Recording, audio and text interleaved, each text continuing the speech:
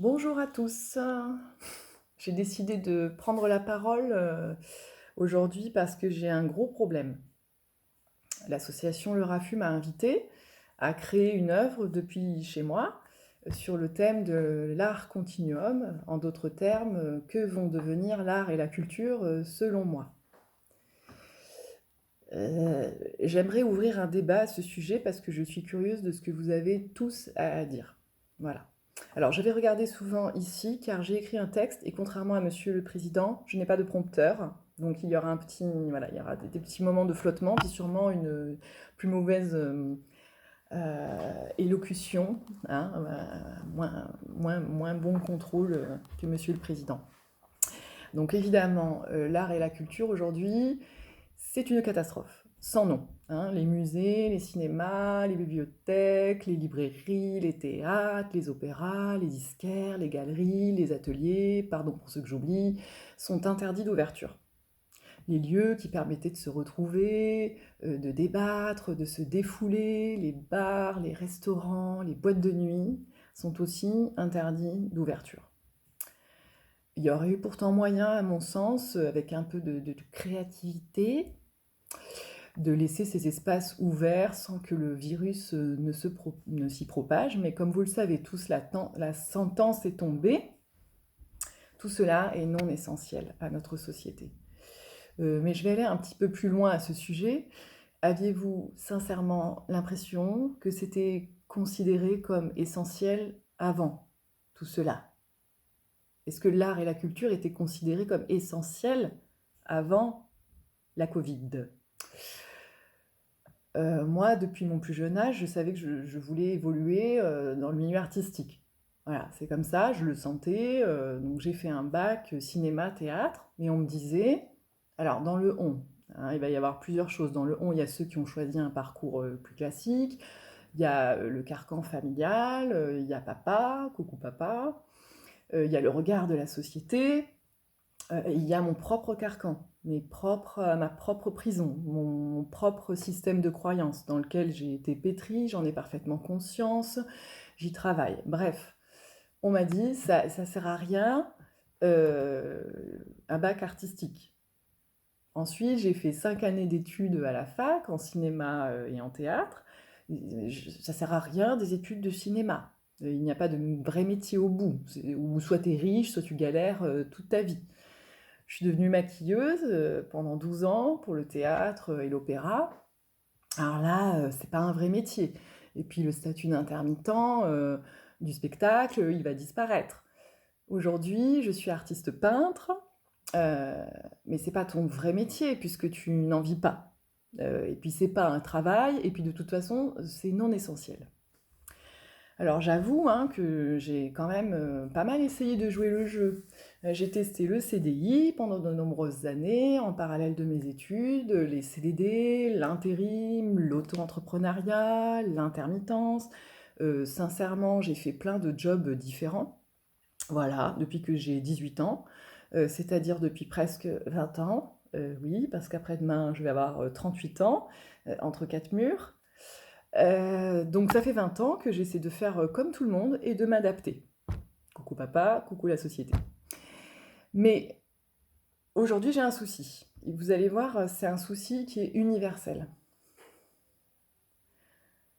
Quand je ne réponds pas à l'appel de mon âme, mon corps me lâche. Durant ces 20 années, alors qu'une partie de moi essayait de s'adapter aux règles de ce monde qui veut que donc il faut gagner de l'argent en travaillant, contre du travail, tu as de l'argent, que cet argent sert à avoir un toit, à manger et surtout à consommer.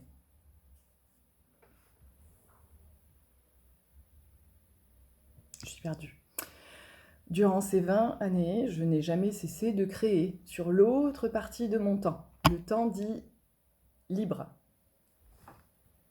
Dessiner, peindre, écrire, réaliser des courts-métrages, danser, chanter, voyager, m'engager auprès d'associations, faire des stages, apprendre des massages, avancer dans mon parcours spirituel, travailler auprès de thérapeutes en tout genre, au niveau des énergies, bref, une sorte de double vie comme ça, que je ne peux plus accepter aujourd'hui.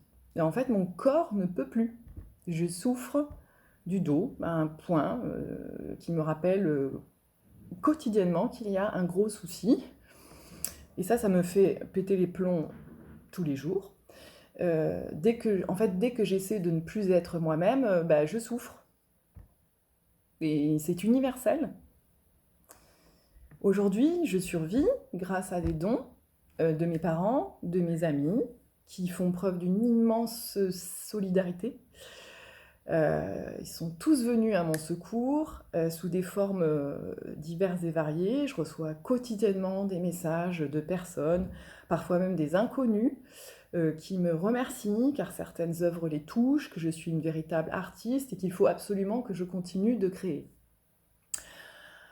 Alors j'ai eu 1000 discussions avec d'autres artistes de mon entourage, ils se reconnaîtront sur notre mission.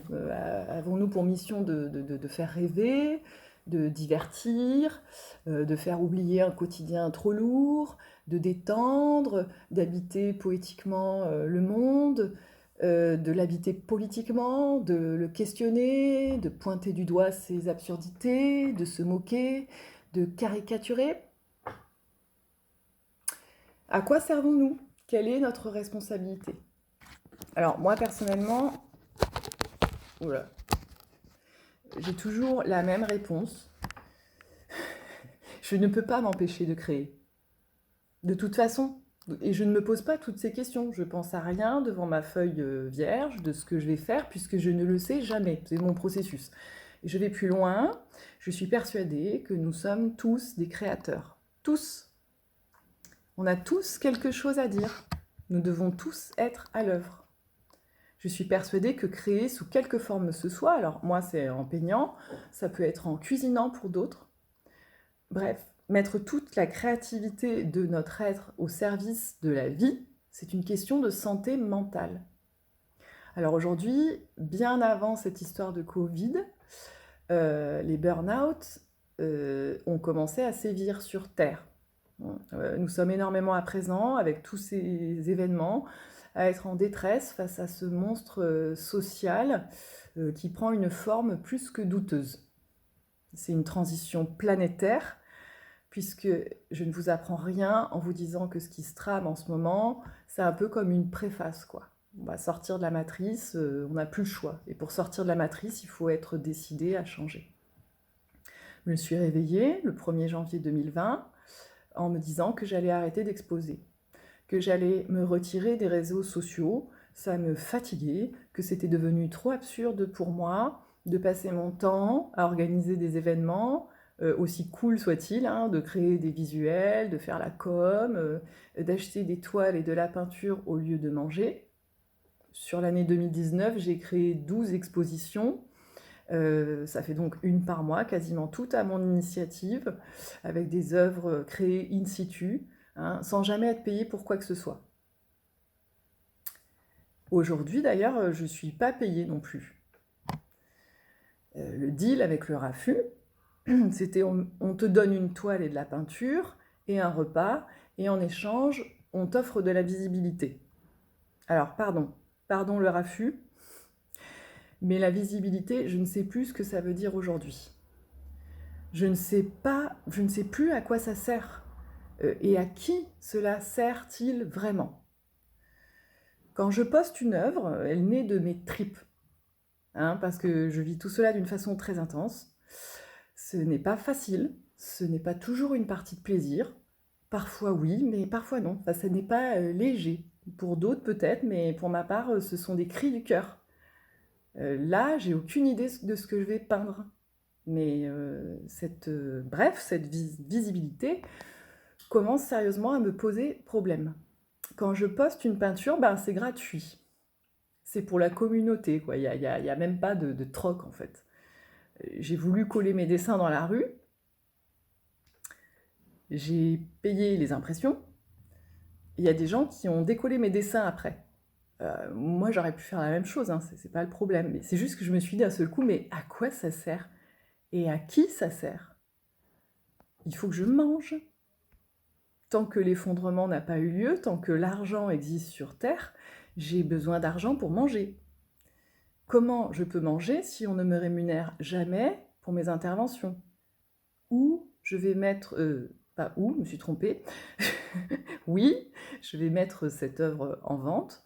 Le Rafu m'a dit qu'il ne prendrait pas de com. Alors bon, j'ai envie de dire encore heureux, parce qu'en plus, un peu plus à cause du confinement, le matos c'était pour ma pomme, parce que j'allais être coincée à la maison, donc il a fallu que je rappelle quand même le deal, quand j'ai compris qu'il n'y aurait pas d'effraiement si j'utilisais mon matériel, par manque de fonds. Alors ça, par manque de fonds, ce que je peux totalement comprendre, hein, surtout quand on n'a pas de subvention par exemple.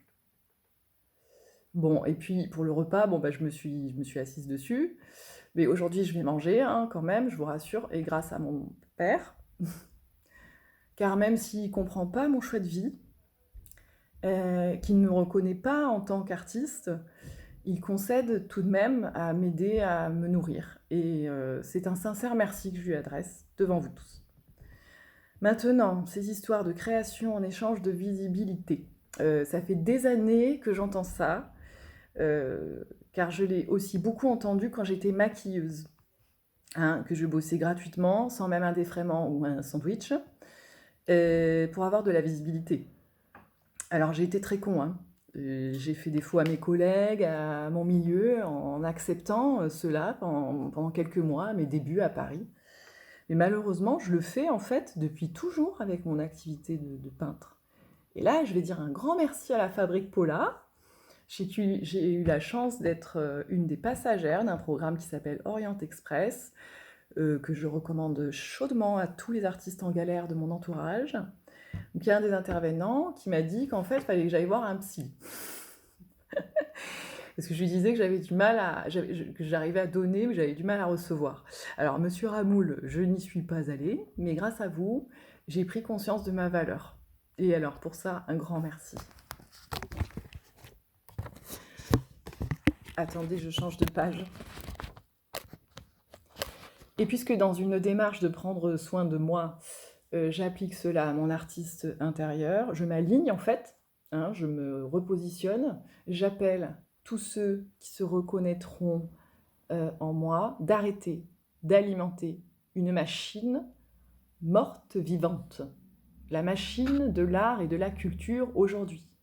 Savez-vous qu'il y a des éditeurs qui demandent de payer pour pouvoir avoir une publication, donc ils demandent aux artistes de payer pour ça, pour qu'ils puissent recevoir leur exemplaire, alors que tu as toi-même participé, puisque tu as alimenté la revue avec tes œuvres, et tu dois payer donc pour recevoir ta revue.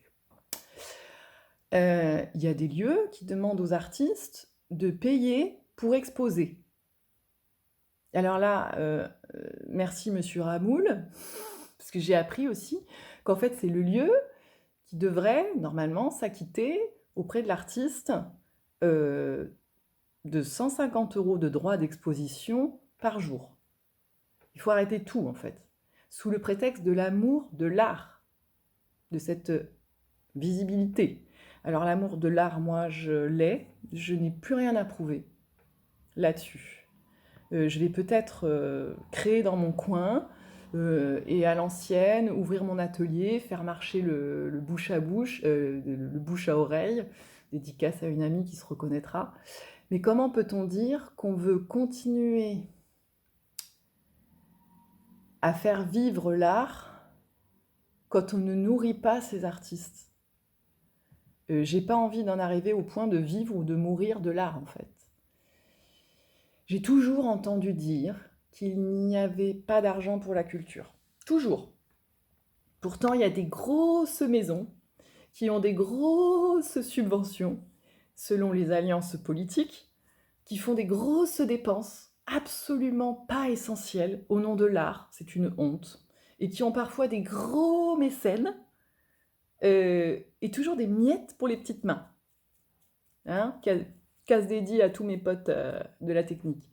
J'ai travaillé en tant que maquilleuse dans les maisons les plus prestigieuses de France. Et j'ai vu mon métier mourir bien avant la Covid.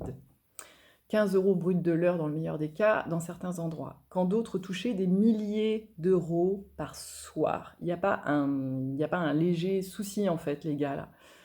Dans ces maisons, j'ai jamais autant vu de personnes malheureuses, non reconnues pour leur talent, pourtant indéniables, dévalorisées quotidiennement par un système de hiérarchie qui est en fait à l'image de la société, en vérité. J'ai jamais vu autant de burn-out, de reconversion soudaine, type élever des chefs dans le Larzac. Et là maintenant, en fait, c'est partout pareil, dans tous les corps de métier. Car s'il n'y a jamais eu d'argent pour la culture, aujourd'hui on réalise qu'il n'y a pas d'argent pour la santé. Bon, là je fais une dédicace à mon ami qui se reconnaîtra, mais quel warrior, quand on voit comment ça se passe dans les coulisses de l'hôpital. Bref, parenthèse close, je repose la question dans l'autre sens en fait. S'il n'y a pas d'argent pour la santé aujourd'hui, qu'il y a des personnes qui meurent en ce moment tous les jours à cause de cela, comment peut-il maintenant y avoir de l'argent un jour pour la culture? La réponse, moi là, elle m'éclate au visage. La culture et l'art vont s'éteindre. Quand je regarde mon tableau, là, j'ai fait un fond noir. J'ai presque envie de le laisser comme ça, tu vois. Tu vois, genre fin de la performance, quoi. Voilà. Qu'est-ce qu'on peut faire? Résister en crevant la dalle? Faire grève de création et de partage? En fait, j'ai pas la réponse, c'est pour ça que j'ouvre le débat. Mais bon, place à ce que je suis censée produire aujourd'hui. Je vais aller au bout de ma démarche. Je vais créer une œuvre. Et malgré les petites tacles là que j'ai fait précédemment, cette idée, ce thème m'a réveillée, m'a bousculée, m'a questionnée. Alors merci le raffut, sincèrement. Comme je n'ai plus rien à perdre et que mon dos ne me lâchera pas tant que je n'aurai pas pris la place qui m'est destinée dans ce monde et que je ne me serai pas totalement libérée de mes croyances, de mes vieilles résistances, j'espère que ça résonnera autour de moi, j'ai décidé d'accepter cette mort certaine et nécessaire d'une certaine forme d'art et de culture. Parce que je crois que nous devons tous accueillir le nouveau monde à présent. En ce moment, je travaille pour une association qui s'appelle L'Éveilleuse. L'art et le bien-être au service de la vie. Cette association, elle dresse un pont entre l'art et l'énergétique, car il est essentiel d'éveiller les esprits, les corps dans ce monde qui s'écroule. S'éveiller à sa propre créativité, pour moi, c'est essentiel pour rester dans l'amour.